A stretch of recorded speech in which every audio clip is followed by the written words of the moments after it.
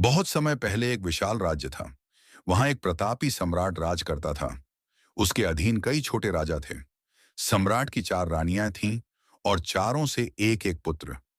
एक रात पूर्णिमा के चांद के नीचे सम्राट अपने परिवार के साथ बैठा था। उसी समय उसने अपने बेटों से पूछा कि वे बड़े होकर क्या बनना चाहते हैं।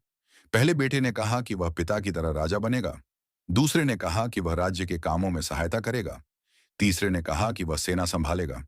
सबसे छोटे बेटे ने कहा, पिताजी, मैं आपसे भी बड़ा बनना चाहता हूं। मैं नए राज्य बसाऊंगा और अपना भाग्य स्वयं रचूंगा। यह सुनकर सम्राट क्रोधित हो गया। उसे बेटे की बात घमंड लगी।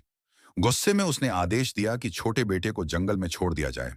उसकी मां बहुत रोई, पर कुछ न कर सकी। जाते समय उसने बेटे को थोड़ा भोजन और आशीर्वाद दिया। राजकुमार जंगल में अकेला रहने लगा। वह दिन में भटकता और रात को पेड़ों पर सोता। एक दिन उसने एक सांप से एक मेढक की जान बचाई। मेढक ने कहा, कभी संकट आए तो मुझे याद करना। कुछ दिन बाद उसे जंगल में एक बूढ़ी तपस्विनी मिली। उसने राजकुमार को शरण दी। वह बोली कि वह तपस्या से शक्तियां प्राप्त कर चुकी है।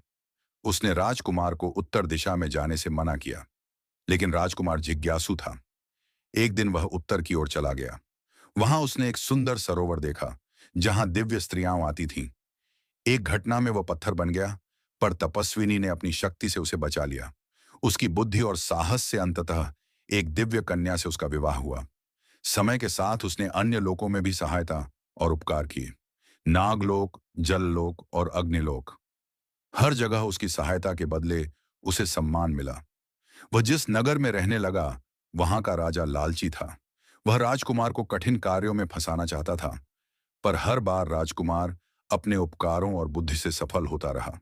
अंत में लालची राजा अपने ही लोभ के कारण नष्ट हो गया। राजकुमार ने एक साधु ब्राह्मण को राजा बनाया और स्वयं जंगल में जाकर नया नगर बसाया। कुछ समय बाद उसके माता पिता और भाई दुखी अवस्था में वहां पहुंचे।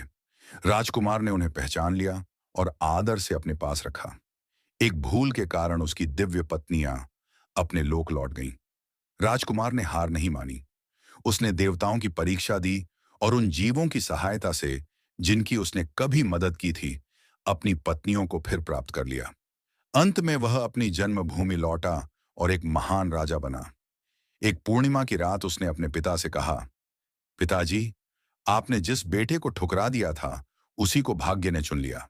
पिता ने सिर झुकाकर कहा, सच है बेटे, भाग्य ने तुम्हें चुना।